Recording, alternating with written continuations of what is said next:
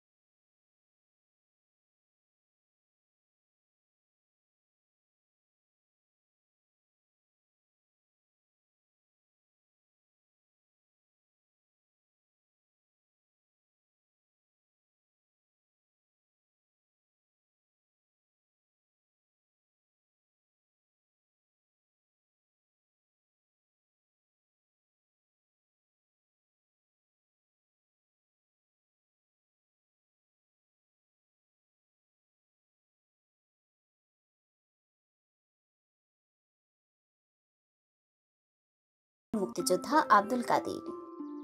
বাগান করলে মনের একটা খুরাক, এটা হলে বলি আত্মার একটা খুরাক পাওয়া যায়, শান্তি পাওয়া যায় এক।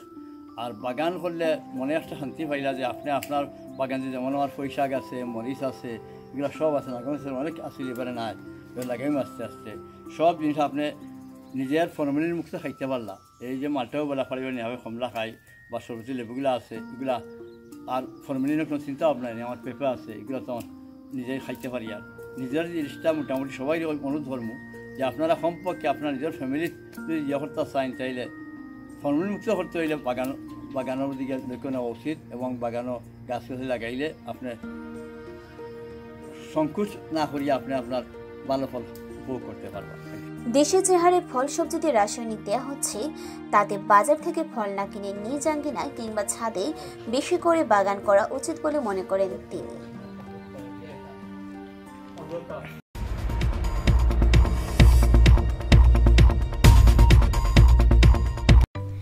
প্রবাসী পর্যটকদের জন্য সুখবর নিয়ে এলো নুসরাত হলিডে রেডি হোম।